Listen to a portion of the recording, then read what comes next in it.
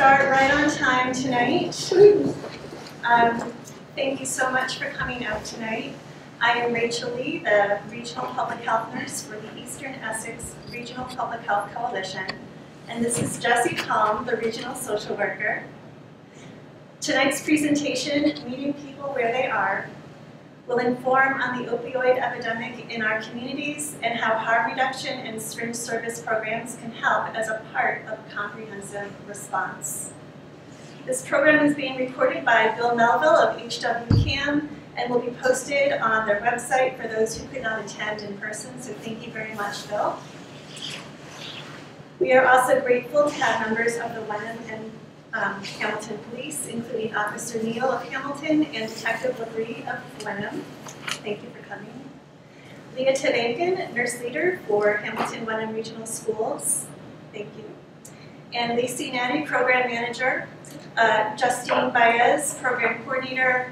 And Harrison Usher, Harm Reduction Specialist from One Stop, a state-regulated and funded harm reduction program.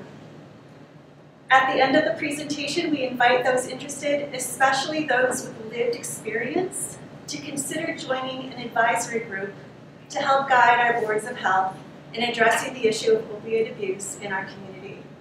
And with that, I will turn it over to Jessie. Thank you, Rachel. And again, thank you everyone for taking the time to be here tonight. So we've all heard the opioid epidemic. We've seen images in the media, we've read stories in the news, and perhaps we've been personally touched by this. Massachusetts is suffering from an increase in opioid-related overdoses and overdose deaths. In 2020, over 2,000 people died in Massachusetts from an overdose. This graphic reminds us that opioid addiction affects not just the person struggling with addiction, but that there are parents, children, coworkers, friends, family, and other loved ones that are affected as well. I know this is a really busy slide with lots of numbers and graphs, but I did want to point out some of these facts for you. The graph on the top starts in July of 2020 and ends in July of 22. Each of those bars represents a month. And you can see it's pretty consistent over those 2 years. This is the amount of opioid-related deaths in Massachusetts, and it's between 150 and 215 deaths a month. So you can see that it's been pretty consistent for the past 2 years. The graph on the bottom starts in 2000 and goes from 2021. And again, this also measures opioid-related deaths. And you can see in 2000, it was just below 400, which is still a significant amount of people to lose. But in 2021, that number is up over 2,300. And this isn't just occurring in larger cities either. Right here in our own community, in the past 7 years, and this information was gathered off the state website, there have been 14 known opioid deaths in Hamilton and Wenham. So that's just within our communities. And there's another database that we use. The police use the Critical Incident Management Database, which basically helps police to identify and support people at risk. And you guys can probably speak better to this than me, and track some of the different information. So on this slide, it includes not just deaths from overdoses, but people that have had overdoses as well. And you can see in last year it was 4, and I believe you were telling me that there's already been 4 this year in Correct, in Wenham. Yeah. So you may notice some discrepancies on fatal opioid overdoses between this database and the other databases, the way the numbers are recorded and different things that are tracked. So they don't always line up to the exact amount. We are fortunate and grateful to have members of our community here today from the police force, and I'd like to invite you guys, I don't know if you want to take turns or if you want to both come up, but to really give some examples of some times that you've responded to community calls or that you've been out in the community and you've experienced firsthand what opioid use looks like. I don't know if someone wants to. I put you on the spot. You can get the microphone and everything. So we do that. Speaking from experience, when you go into these calls for overdose, you really don't know what to expect. You go into someone's home, there's a lot of scared family members there. Sometimes there's no family members there. People call. So it's really tough for us. We're trained to just act, and our job as first responders. You see how this affects the family and the friends of the people who have had an overdose. And although the numbers you see are low compared to other communities, I feel they're high for our communities. And there are programs available out there that we deal with firsthand. We're responsible for entering the data so we can keep track of this. I've personally gone on the outreach programs with some of the sponsors that go to the houses and speak with some of the people who have overdosed in the past. And it's hard to see the family members who have to deal with this, and sometimes multiple times. So if possible, to anyone that is or knows of someone who is dealing with a problem, it's very important to reach out. And this program here actually will be a big help for those people who need the resources and don't know where to get them. So, yeah. Along with what Chad said, I think seeing the effect it has on the families. Some of the overdoses I've been on, it's people who've overdosed multiple times, and the family just struggles with how to deal with it, what's available for them as well. Even today, after some of the past fatal overdoses, those families are still struggling on processing and dealing with their recovery. And I've seen, it's not just one age demographic either. This year alone, the 4 overdoses, no fatal, but 4 overdoses calls we've been on have been multiple age ranges, anywhere from in their teens all the way up into their 60s. So it's not just one age demographic. And I just like to point that out to people. People are affected by this, and it can come on sudden, and it can be, like Andrew said, multiple times. And we've gone on those calls multiple times. It's hard for us to continue to go there because we see how the families are suffering from this. Did anyone have any specific questions that maybe we could answer for you now before we kind of continue? Anything that you'd like to hear from the police that are responding to these calls and what they're seeing in the community? I would love to pick your brain after about the outreach that you guys are doing and who you're working with for that specifically. Absolutely. Yeah. Thank you, everyone. Thank you very much. Thank you. So we know there's more in the community than just citizens and the police too. We also have a regional school district, and I wanted to invite up a representative from the schools, the lead nurse with Hamilton Williams School District. Leah, if you want to come up and share anything you'd like about how the opioids epidemic has affected us. Okay, so my name is Leah Tavagan. I'm the nurse lead. I'm also the high school nurse. I was just asked to talk about. Put you on the spot. Completely putting me on the spot. All I can say is that we're not seeing any opioid use in the high school. Not to say that it doesn't happen, we're just not seeing it. But what we are doing is we're working with the SRO. We have a lot of counselors in the school that are a big support to the students if they have someone in their family that's experiencing opioid use. We have weekly meetings with the SRO and the counselors and the nurses to identify kids at risk. We educate the students. We're starting as early in 5th grade with Respect and Responsibility program. The counselors will go in and talk to the kids. In the middle school and high school, we're educating the kids about drugs and alcohol. And in the 7th grade and 10th grade, as nurses and counselors, we're going in and we're doing SBIRT, which is I had to write it down. Screening, brief, intervention, referral, and treatment is a one-on-one conversation with these kids to talk about, drugs and alcohol and their use. It's a confidential screening, and if we need to refer them or for treatment, then it's discussion. We try to bring in the parents. That's all I have today. Thank you.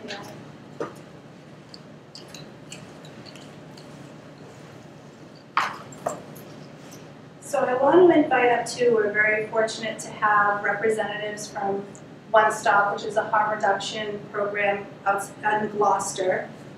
And they're really the experts on harm reduction. And Harrison, if you wouldn't mind coming up, and I'll let you go through the harm reduction slides. Watch out for the cord. Thank you. I don't know if can anybody hear me? we're practicing harm reduction. We never speak alone, so that's. I figured just real quick too. So One Stop is a program of the North Shore Health Project out of Gloucester. The North Shore Health Project was founded in 1988 out of the AIDS epidemic, and in 2016, One Stop was kind of birthed from the North Shore Health Project because of the opioid epidemic. So we are a harm reduction center. We do a lot, we are a rather large acronym for outreach, news exchange, sexual health testing, and overdose prevention. So we do a lot of programming, but I think for intensive purposes of this, we're just going to focus on what harm reduction is and how it can help. So I'll let Harrison take it away. Well, thank you. Yeah, so I think, at its heart, harm reduction is about working with communities, but also individuals in a practical, but also evidence-based way. So I'll kind of read here. This is from the National Harm Reduction Coalition website. I actually attended the National Harm Reduction Conference in Puerto Rico this year, which they host every 2 years. So that was a really great experience to be able to see harm reduction at the larger scale. So, as they put it, what is harm reduction? Harm reduction is a set of practical strategies and ideas aimed at reducing negative consequences associated with drug use. Harm reduction is also a movement for social justice built on a belief in and respect for the rights of people who use drugs. Harm reduction chooses, for better or worse, that illicit drug use is a part of our world and works to minimize its harmful effects rather than simply condemn or ignore them. So that's a lot of words. But I think an easier way to say that is, and something that I've learned personally on my pathway to recovery, and we embrace the many pathways to recovery. Recovery is self-defined. I can't affect what other people do. I can only affect what I do. So accepting that, for better or worse, people use drugs. What can we do to work with them to keep people safe, to keep people alive, until they themselves can decide whether or not they're going to use a substance, not use a substance.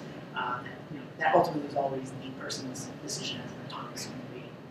I think when it comes to a practical harm reduction approach is having age limits on substance use. That's something I think that's generally a pretty effective tool. And working with people under that age to educate them as to why that is, consequences, possible harms, these are the general applications of harm reduction. Wearing a seatbelt. Right, yeah, so these are all, you can start as young as the middle schoolers. I've done groups, and it's essentially talking about risk reduction. We don't necessarily speak specifically about substance use, although it does come up because people, even at that age, are exposed to drug use sometimes, directly or indirectly. But everyone can practice risk reduction. That's something we all embrace. Like Lizzie just said, wearing a seatbelt, wearing a helmet when you ride a bike, looking both ways when you cross the street. Things that can be potentially harmful, and finding ways to reduce that harm rather than just not crossing streets and not driving cars. Sorry, I forgot the reason for this. I'm not used to having a PowerPoint. I usually just talk. So harm reduction incorporates a spectrum of strategies. So I did a podcast at Recovery High in Beverly. It was pretty interesting. Sat down and the question was abstinence versus harm reduction. And so the guy gives his kind of explanation on what abstinence is, a practice of completely abstaining from psychoactive substances, sort of, mostly. And then harm reduction is, a set of strategies, kind of working with people that use drugs, but not necessarily abstaining from them. So he gave that explanation, and I was like, that's, he's like, is that more or less true? And I was like, yeah, but really all you have to do is take the versus sign and make it an equal sign. Abstinence is harm reduction. So, again, personally, I abstain from alcohol. That's something I decided I can't use safely. It's just not something I can do. I have to accept that, or accept the consequences if I decide to use it. So for me, harm reduction for that substance is abstinence. But that took me a long time to get to that point. If I had been told right from the beginning, if you can't stop now and stop forever, then there's no hope for you, who knows if I'd even be here.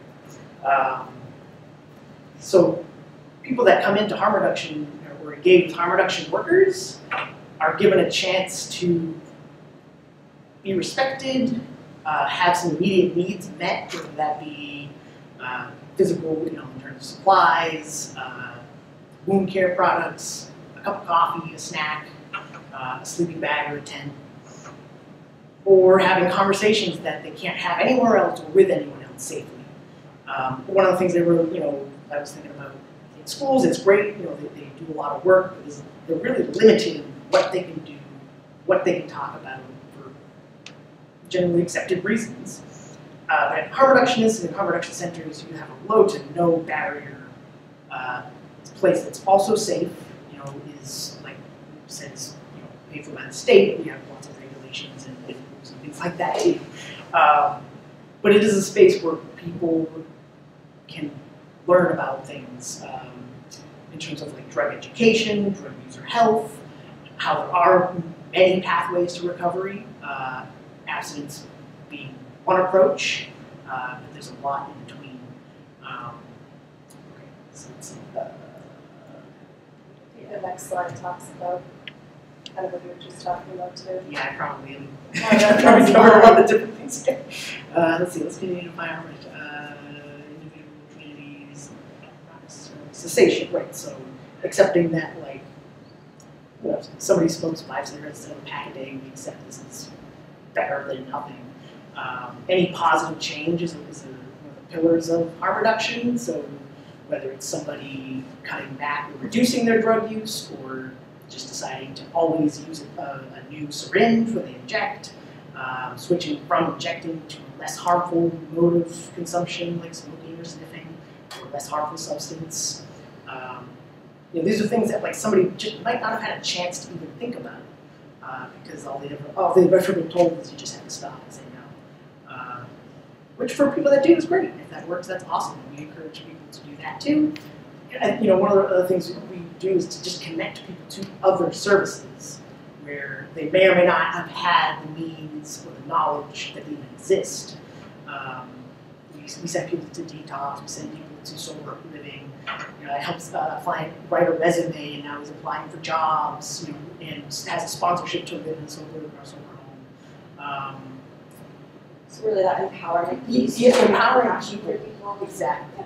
Yeah, I often like to say that, like, someone says, oh my God, you guys, what did you do? You save lives. And I'm like, well, I don't save lives. I mean, unless I'm literally putting Narcan in someone's nose and giving them rescue breaths, I don't save lives.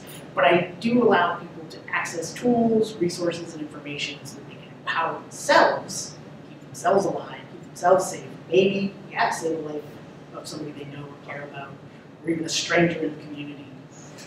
Every dose of Narcan we give out is a potentially life-saving dose. I feel like we just skipped around. Yeah. Let's see. Nothing about us without us. And so I think actually that was a good segue. And something that we've been working on is trying to like create these ways for people to empower themselves. Stigma and bias are they've been such a damaging thing for so many large portions of our communities. To the point where if someone has no self-esteem, no sense of hope, what's the point? Like, why would I not use every drug I can get my hand on? Sort of show somebody that like, no, like you came in here, you got clean needles, you got Narcan, you know, you are literally doing really good things for yourself. Even without saying it, people just start to realize, oh yeah, I guess, you know, I can do things, I can change my circumstances, I can have an effect on the world around me. You know, that first time somebody does save their friend with a dose of Narcan after losing 3 friends, you know, that's empowering. You know, so it ensures that people who use drugs, the history of drug use, which we have a real, so yeah, so make sure that those people have a voice in what we're doing and creating the pathways for them to do that. I think is huge and beneficial for the whole community, really. So it affirms people who use drugs themselves are the primary agents of reducing the harms of their drug use and seeks to empower people who use drugs. PWUD or PWID is people who use or inject drugs. I don't know if it said that somewhere else, but so to share information, support each other in strategies which meet their actual conditions of use. I mean, that's a huge part of harm reduction. Is a lot of the resources that we do put out are then spread throughout the community in a way that we probably couldn't do, especially with like funding, you know, whatever. Have the power to do that. We give somebody 8 kits of Narcan, they're going to give 3 people, you know, it spreads out. That's a really pretty powerful thing to see happening.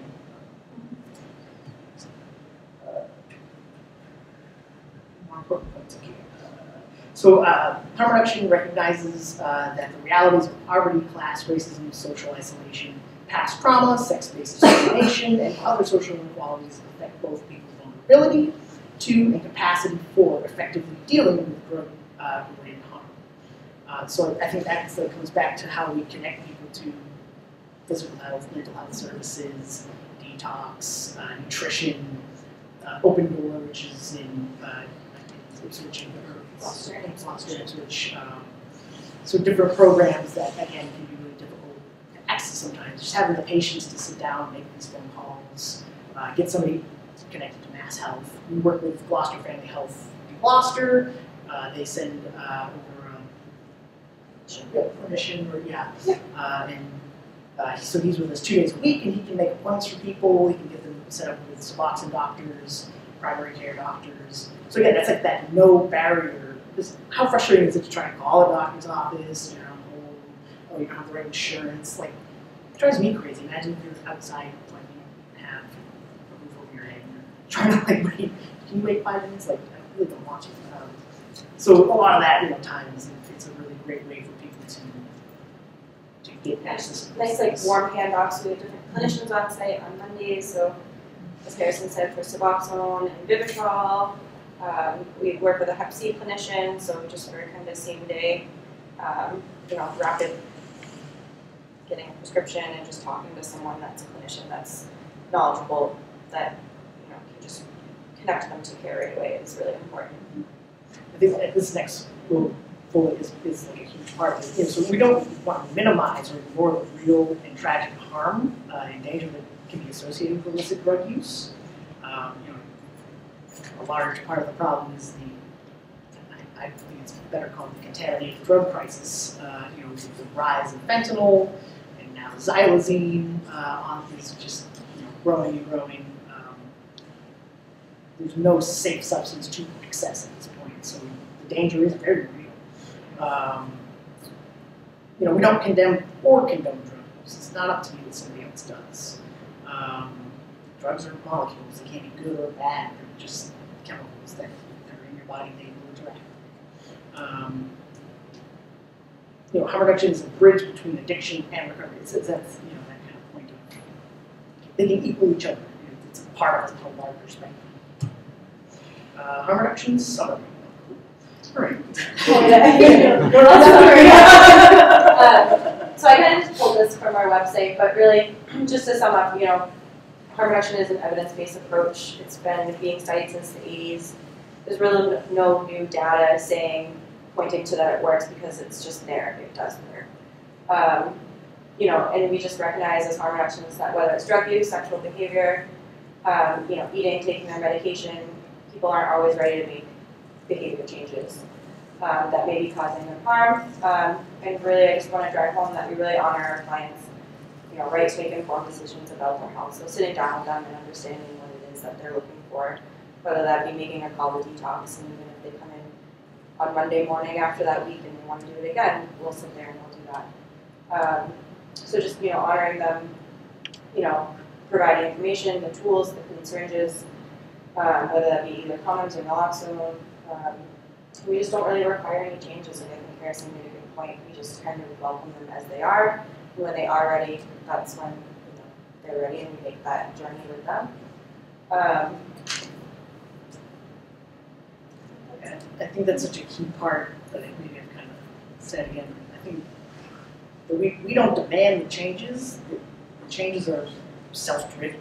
You know, the fact that somebody's even coming into a harm reduction center is already evidence of, you know, you might call it the contemplative state of change. You know, they've gone beyond pre-contemplation. They're in the space. You know, and you know, I don't know if you're familiar with, you know, the states of change, but, you know, pre-contemplation, contemplation, action, management, maintenance sort of things. And it's really, so I did do the Recovery Coach Academy and working on becoming a Recovery Coach certified. And it's been amazing to see, like, to see it work. You know, people who really do come in and they're like, they don't, you know, present like they don't really care, and, you know, they just want to get their syringes or whatever and leave. But their behavior changes, and it's really pretty amazing to see it happen. And to be a support to people while it's great to see a lot of positive change happening, people are still dying, you know, and it's that, like people said, alarming numbers. You know, 4 might not sound like a lot, but that's 4 lives that, you know, how many people did they all know that are all affected, you know, and it's, I don't think I've met anybody at this point that doesn't directly know at least one person who has died from an overdose. And the painful thing being, it is completely preventable. That's like what makes it so hard. We have the tools, we have the knowledge, we just gotta like get with it and embrace it. So I'm happy to like answer any questions. I was kind of like off the cuff here, so sorry if I seem a little disoriented. I hadn't seen these slides yet. I was just I like to talk. So No, I appreciate happy to talk or any more and answer your questions. experience. I'll put some cards up, and, you know, we have palm cards too, so feel free to reach out to us. And there may be some questions towards the end too. Yeah, That's, you know, you're not going anywhere. Yes. Or you're not allowed No, to they go were anywhere. there. So we've learned some more about what this looks like in our community. We've learned about different programs. The police talked about when they respond to someone, when they get a call and they go out to the house and it's been identified that someone has had an overdose. There are resources that the police have and that the police are working with to get people connected to additional supports. However, there's still a gap because people that aren't doing that are the people kind of that you described that are in not the best space, and they're maybe deciding that they want to make a change, don't know where to start, have to wait on hold, have to figure out where to go, how to get help. And it's a challenge. So our next steps is really to encourage our local boards of health and town leadership, as well as our neighbors and friends in the community, to support programs like this. A couple weeks ago, Wenham, their Board of Health approved to ask the state to have a syringe service program come into the community there. And what that does is it opens up our community to receive the supports that One Stop is describing for us. When Hamilton has a meeting on the 21st, 21st is their next Board of Health meeting, where they're going to talk about and review if they would like to welcome the similar program into their community. So we're really hoping that that's something that is approved and that we can offer more supports for people in the community, because there definitely is a need. It's not as much of a need as we see in other areas, but that doesn't mean that it doesn't exist. I encourage everyone to learn more about different services and how they can be utilized in our community. There are trainings on Narcan, how to administer Narcan if someone's having an overdose. You're able to get Narcan at the pharmacy. You're able to work with One Stop too. They have trainings on Narcan and have it available. We'd love to invite them out to the community to do a training for us on this so we can all be more aware and more prepared. And also engage with us as we work on these different programs and develop what it is this is going to look like in our community. As Harrison and Lacey had mentioned, harm reduction is very much based on the people that are suffering from this epidemic. And what they are reporting is going to be the most supportive for them, and we want to do that. Rachel and I can come in and design all these programs and come up with all these great ideas, but ultimately, if it's not helpful for the people that need the services, they're not going to be taken advantage of. So we do have a sign up in the back of the room you can write your name on and your contact information if you're interested in being part of an advisory committee or advisory group to learn more about the different resources we're talking about. We especially encourage anyone with any lived experience. We want to hear from you. We want to know what the challenges are for you living in this community, what would be helpful for you, and how to get you more support and hopefully build up more support in our community for this. So I mentioned looking for people, so if you're looking to help or get involved, we welcome you to reach out to us. Our phone number is there. You can also email Rachel or I. And for those of you that may be watching this at home, the phone number that you can call is 978-626-5243, or you can email myself, which is jpalm, P-A-L-M, at hamiltonma.gov, or Rachel Lee is R-L-E-E at hamiltonma.gov. So I really want to thank everyone, first of all, for being here, for taking time out of your evening to come here. I really appreciate the police sharing your experiences and some of the resources that you have. Appreciate One Stop for being here, as well as Leah for coming from the school. Thank the library for their use of this, and for HW Camp for being here as well. And I really want to give people the opportunity, if there are any questions, and if I missed anything, feel free to fill me in with what I neglected to mention, but what sorts of questions would you have or concerns would you have? Or comments. Or yeah, any comments too. Experiences. What brought you here today?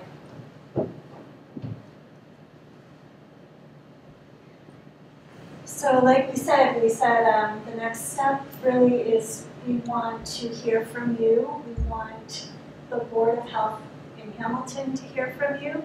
The next meeting will be the 21st of this month, and they will be considering whether they're going to ask the state to have harm reduction service program be able to come into the town and do any number of the many things that you can do based on what is needed in our community. So each community is different. What is needed in each community is different. And the wonderful thing about One Stop and other harm reduction organizations is that they have a full breadth of programs and services that they can bring, because no one person's experience with addiction is the same. It takes a big toolbox to keep someone safe and move them along the continuum to hopefully recovery.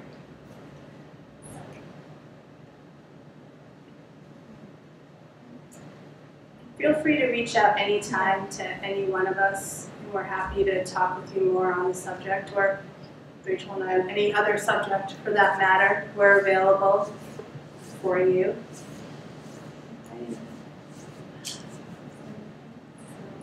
I don't think so. Okay, well, thank you so much for coming, and I just want to thank you guys for